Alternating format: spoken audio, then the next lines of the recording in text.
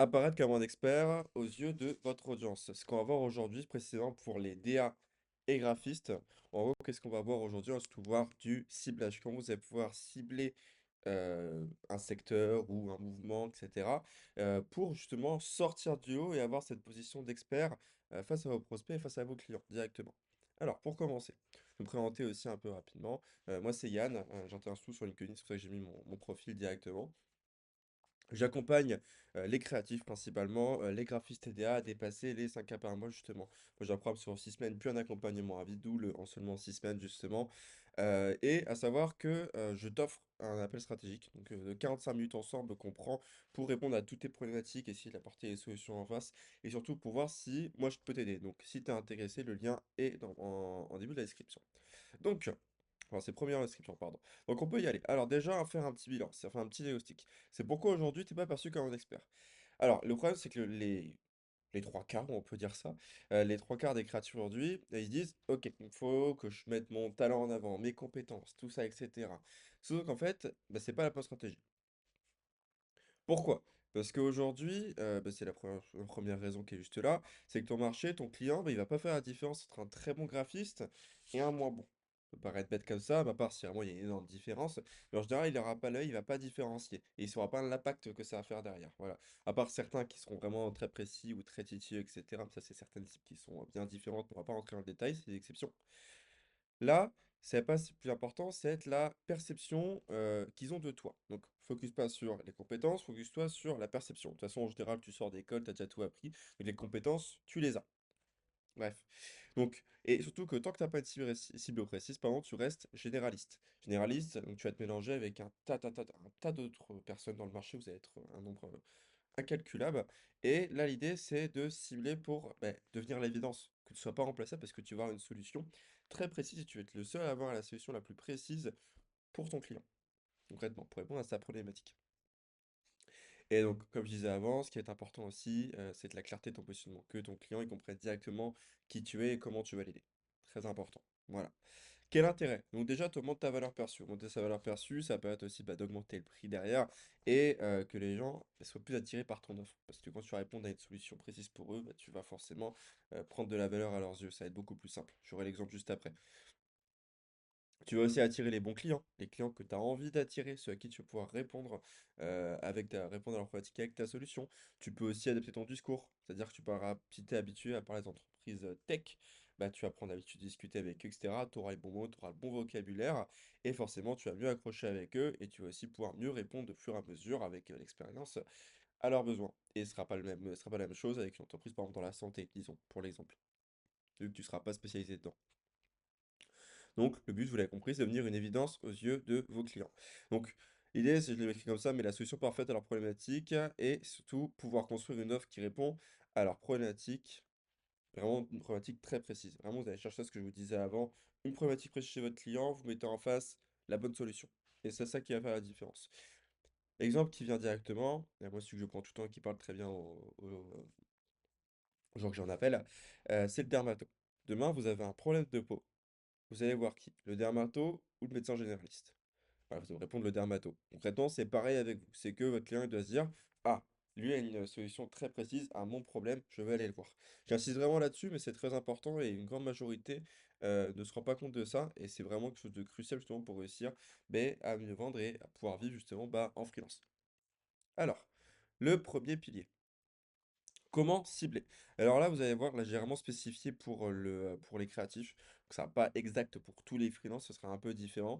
Alors que moi, je marche d'une autre manière, etc. Donc, ça correspond pas à tout le monde. Là, c'est vraiment dédié aux créatifs. Mais si on peut s'en inspirer et changer un peu quand on est freelance, évidemment. Alors, trouver son secteur et ses sous-secteurs. Concrètement, votre service, qu'est-ce que c'est? Votre service, bah, c'est ce que vous proposez. Là, on peut vous proposer une direction artistique complète. Vous êtes graphiste, vous allez peut-être proposer un logo, des déclinaisons, etc. Enfin, tout ce que vous avez proposé, concrètement, c'est votre service. Donc, c'est juste là. Ensuite, ça va être direction artistique et graphiste, pardon. Là, le secteur, c'est très intéressant. On va s'intéresser qu'à la première colonne. Et pour les sous-secteurs, on va s'intéresser à celle-ci et à celle-ci. C'est-à-dire, secteur, par exemple, aujourd'hui, vous êtes spécialisé dans le bien-être, dans la food, dans la tech, dans l'événementiel, peut-être sur des valeurs aussi, pour prendre un mouvement peut-être plus axé là-dessus. Par exemple, beaucoup font dans les marques engagées, par exemple.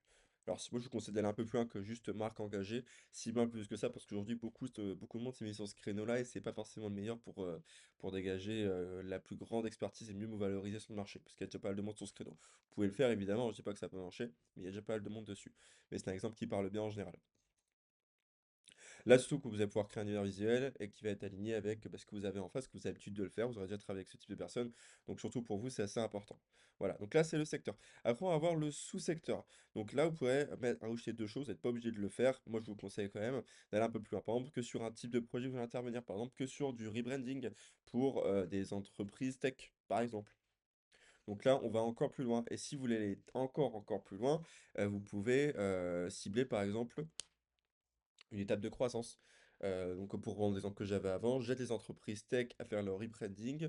Bon, bah, c'est un peu brouillon, mais à tel type de croissance, etc. Voilà. C'est des exemples qui permettent d'aller un peu plus loin et vraiment de vous spécialiser dans une niche et ben, que cette niche vous voit comme la solution dédiée à leurs problèmes. Donc par exemple, je vous ai mis quelques exemples assez simples ici. J'accompagne les studios de yoga à créer un style visuel cohérent et aligné avec leurs valeurs. J'aide les restaurants et coffee shops à développer un style professionnel et instagrammable. On est resté sur quelque chose de très simple, hein. Je ne suis pas allé beaucoup plus loin pour éviter de perdre tout le monde. Je suis en train de le faire de votre côté. Mais vous pouvez aller beaucoup plus loin. Mais des fois, ça peut suffire ici. Voilà, c'est pour éviter de vous perdre. Des fois, ça peut suffire. Par exemple, moi, j'ai ma cliente qui cible le wellness et elle n'a même pas besoin de redescendre un cran en dessous. Elle aurait pu aller sur les hôtels et spas. Mais pour l'instant, ça marche au niveau du wellness. Donc, on n'a pas intérêt à descendre sur un sous-secteur. Ça peut être le cas de personne. Moi, par exemple, bon, c'est un cas un peu différent. Mais si je me mets aujourd'hui sur le secteur freelance, ah, ça a moins marché parce que j'ai énormément de concurrence sur de créer mon expertise, etc., de sortir plus du lot. Donc, je vais descendre d'un cran et je vais me spécialiser dans les créatifs, avec qui j'ai une bonne affinité, que je commence à bien connaître, etc. Donc, j'ai un intérêt et ça, c'est mon sous-secteur à moi. À vous de trouver le vôtre, tout simplement. Pilier numéro 2. Alors, par contre, avant, je vais boire un coup. Sinon, dans 2 minutes, j'arriverai plus à parler. Tout que j'ai mauvaise manie de parler un peu vite. Alors, comment vous allez pouvoir valider votre cible? Très important. Là, il faut un 4 sur 4, hein. Si vous n'avez pas 4 sur 4, bah, ça va être plus compliqué. Donc déjà, premièrement, l'affinité. Un secteur, c'est celui que vous allez, une cible, pardon, vous allez la garder pendant plusieurs années, minimum. L'idée, c'est que vous dégagez une forte expertise dessus, gagnez votre crédibilité sur, par exemple, sur un des réseaux sociaux, moi je conseille LinkedIn, vraiment sortir du lot, avoir votre base client, etc., qui tourne bien. Et après ça, comme ça, vous pourrez remonter de secteur si vous le souhaitez, pour aller chercher un peu plus, un secteur un peu plus large, parce que je sais que beaucoup d'entre vous, vous détestez vous cibler, parce que vous dites oui, je pourrais pas bosser avec telle marque, moi j'aimerais bien bosser avec eux, j'aimerais bien avoir plusieurs angles créatifs, etc., bah, pour explorer de nouveaux univers. Je vous comprends totalement, et c'est aussi peut-être pour ça que vous êtes devenu freelance. Mais c'est vrai que pendant un temps, ça peut être intéressant, ça va être mieux pour se développer de cibler. Il y en a qui marchent en généraliste, je vous conseille un peu moins, c'est un peu plus compliqué, surtout qu'en ce moment, avec le marché qui grossit et l'IA qui arrive, l'expertise devient vraiment très importante. Donc si vous voulez gager une forte expertise là-dessus, ça peut être intéressant de se cibler, tout simplement. Donc surtout déjà, commencez un secteur avec lequel vous avez une affinité. Moi j'ai une affinité avec les créatifs, donc je vais avec eux, tout simplement. C'est comme ça que c'est parti. Et rester au moins 2 3 ans. J'ai mis 3 ans parce que c'est un peu extrême, mais vous pouvez faire 1 an et demi, 2 ans et après ressortir. Ça dépend de votre évolution tout simplement. Le budget, si votre site n'a pas le budget, c'est compliqué, parce que si elle ne peut pas vous payer derrière, le but c'est quand même de construire une offre et que vous n'ayez pas 15 clients à aller chercher tous les mois. Donc si vous arrivez à construire une offre par exemple à 5K, derrière, il faut qu'elle puisse aussi la payer, faut que votre client puisse la payer, sinon ça sert à rien. Donc, très important aussi. Accessibilité, est-ce que c'est facile de les trouver? Si vous me trouvez une cible que vous aimez bien, etc., mais c'est impossible de les démarcher, c'est trop ciblé, etc. Par exemple, si vous ciblez les petits commerçants, pas sûr qu'ils aient le budget, mais pour donner l'exemple, pas forcément les plus accessibles. Parce que peut-être qu'ils seront pas sur LinkedIn, peut-être qu'ils seront pas trop sur les réseaux sociaux, il faudra chercher leur mail dans un truc galère, etc. C'est plus compliqué. Voilà. Ou à part si vous avez une grande ville que vous avez des marchés à la main, ça peut être plus intéressant. Mais par exemple, moi je vis dans une petite ville dans le Tarn-et-Garonne, je sais que là, bah, ça sert pas à grand-chose parce que les autres, si je veux aller plus loin ou sur d'autres villes, etc., je ne trouverai pas les petits commerçants qui sont trop durs d'accès. Donc, quelque chose à penser aussi quand vous allez faire ça. Donc, faites bien une étude de marché sur votre cible, sur le secteur dans lequel vous allez vous spécialiser concrètement, pour savoir si c'est une bonne cible et qui vous correspond. Voilà. Et le plus important, je l'ai mis en quatrième, le besoin. Est-ce qu'ils ont besoin de vos services? S'ils n'ont pas besoin, s'ils n'ont pas de problème avec ça, aussi que c'est pas important pour eux, par exemple, certains ne vont pas avoir besoin de telle chose à telle partie de leur business. Peut-être que ça arrivera plus tard, mais pour l'instant, ils n'ont pas besoin.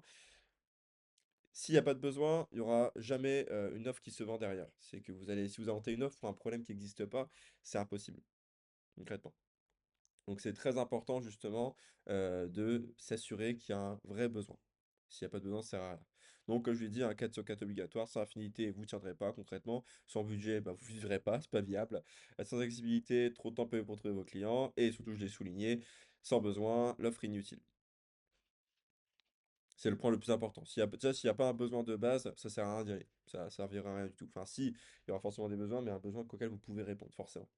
Là, ce qu'il vous faut, c'est une cible claire, solvable, accessible et avec un problème que vous savez résoudre. Voilà. Donc, comme je vous l'ai dit, faites une étude de marché pour le définir. Très important.